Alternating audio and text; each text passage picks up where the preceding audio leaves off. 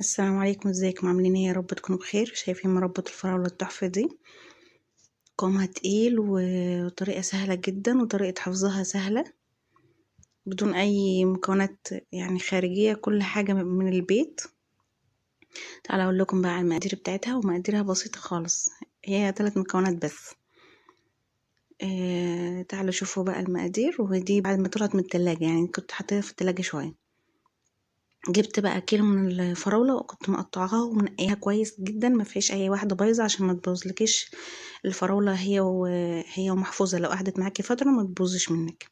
نقيها تكون فراولة كويسة، وشيلي منها حتة البيضة اللي فوق. ونضفتها كويس، وبعد كده غسلتها وحطيت الصويا اقل من نص كيلو. يعني هي المفروض يتحط لها نص كيلو، بس انا ما بحبش السكر يدا فيها. هي بعد ما خليتها يوم في التلاجة، السكر داب جدا. هجيب بقى اي حلة عندك، احط بقى الفراولة والسكر.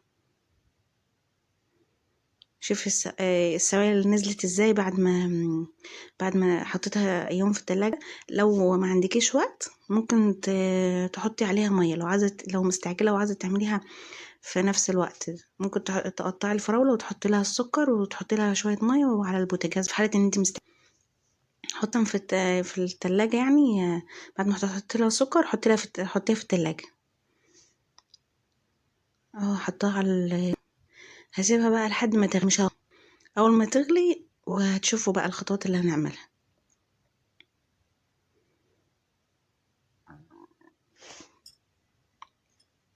شايفين بقى الريم ده؟ هو ده اللي بيحافظ على الفراولة.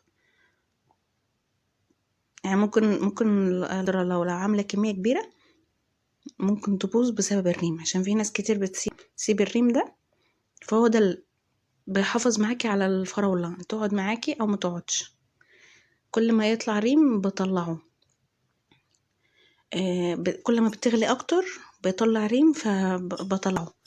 واول ما شايفين الريم ده كله لازم يطلع، ابتدي اطلعه شويه بالمعلقه.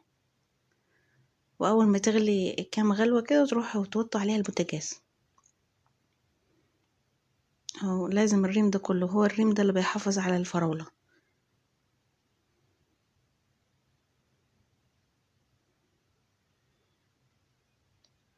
هبتدي اعمل كده خطوات كتير، كل ما الريم يطلع على وش الفراوله هبتدي اطلعه بالمعلقه.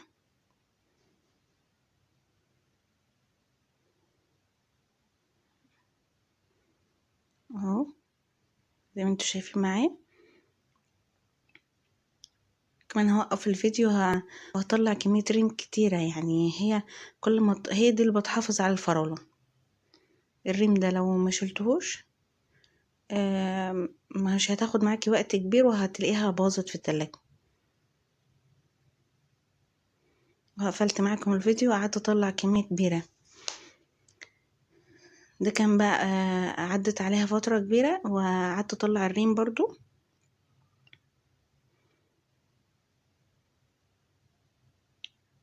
وهي اتسبكت كده وقعدت كتير، يعني اللي هو قعدت فترة على البوتاجاز. شايفين بقى كمية الريم اللي انا كنت مطلعاها؟ كانت كمية كبيرة جدا مطلعاها.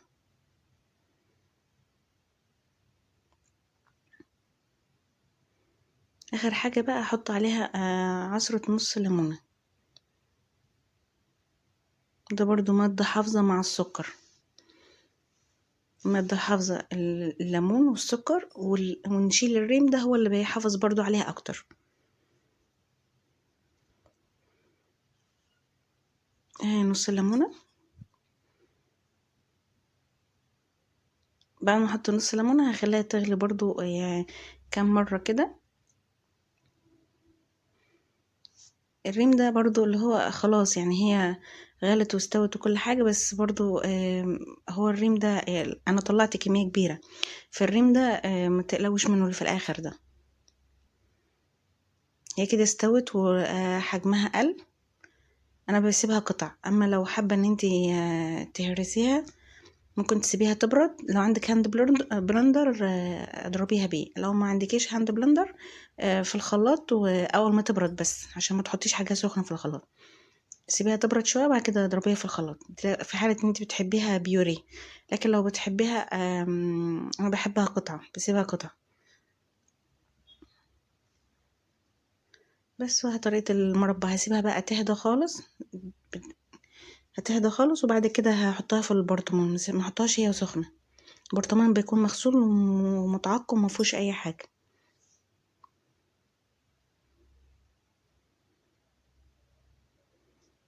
يا رب يكون الفيديو عجبكم. اشتركوا في القناه، والسلام عليكم ورحمه الله.